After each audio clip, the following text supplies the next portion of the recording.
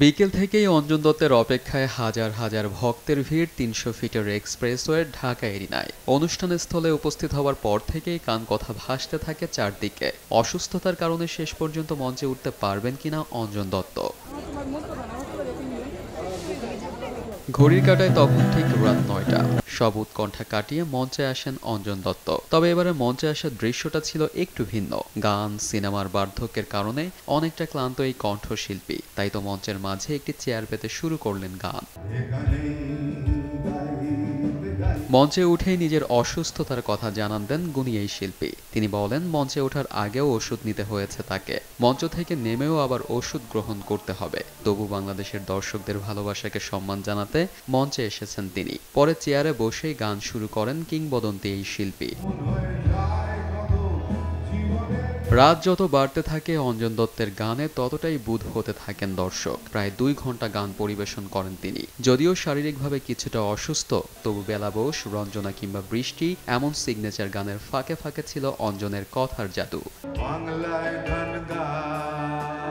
মঞ্চে অঞ্জন দত্তের সঙ্গে ছিলেন তার ছেলে নীল দত্ত। তাকে নিয়েও ভক্ত দর্শকদের আগ্রহের কমতি ছিল না। জনপ্রিয় ব্যান্ড কাকতাল এবং আহমেদ হাসান সানির গানও সমানভাবে উপভোগ করেছেন দর্শকরা। এই কনসার্টটি আয়োজন করেছেন এসএন জিরকোনিয়াম এবং আর্কলাইট ইভেন্টস। এখন আর কেউ আটকাতে পারবে না, সম্বন্ধটা এইবার তুমি ভেস্তে দিতে পারো, মাকে বলে দাও বিয়ে তুমি করছো না। অঞ্জন দত্তের সব গানই আমি বলবো, বিকজ আমি যখন একদম প্রাইমারি স্কুলে পড়ি বা হাই স্কুল শুরু করছি, ওই রকম সময়ে আমি অঞ্জন দত্তের গান শোনা শুরু করি প্রথম। তো আজ 12ই মে, তাই সকাল থেকে জন্মদিনের তোড়া তোড়া ফুল তোমার সানন্দার পাতা থেকে কেটে নেয়া। চাকরিটা আমি পেয়ে গেছি বেলা শুনছো, এখন আর কেউ আটকাতে পারবে না, সম্বন্ধটা এইবার তুমি ভেস্তে দিতে পারো, মাকে বলে দাও বিয়ে তুমি করছো না। অঞ্জন দত্ত আমার খুব একজন প্রিয় গায়ক। আজকে এখানে আসতে পেরে, ওনার গান শুনতে পেরে আমি খুবই খুশি যে আজকে শুনতে পাচ্ছি ওনার গান।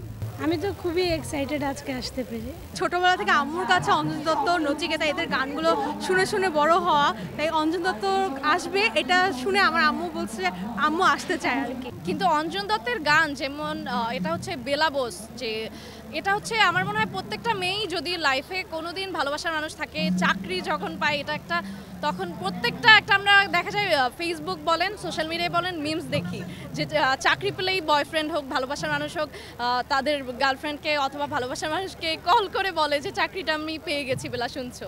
অঞ্জন দত্তকে নিয়ে দর্শকদের প্রতিক্রিয়া তো দেখলেন। এই মানুষটির সম্পর্কে কিছু কথা না বললেই নয়। গান, অভিনয় এবং চলচ্চিত্র নির্মাণ দিয়ে দেশ বিদেশের দর্শক শ্রোতাদের মনে জায়গা করে নিয়েছেন ভারতের এই অঞ্জন দত্ত। তার আলো ঝলমলে জগৎ ব্যক্তি জীবনের দীর্ঘ পথ চলা কেটে গেছেন নানা ঘটনার মধ্য দিয়ে। সবকিছুকে পাশ কাটিয়ে গান দিয়েই দর্শক শ্রোতাদের কাছাকাছি রয়েছেন তিনি এবং থেকে যাবেন আজীবন। ARM সাদাত, দেশ টিভি।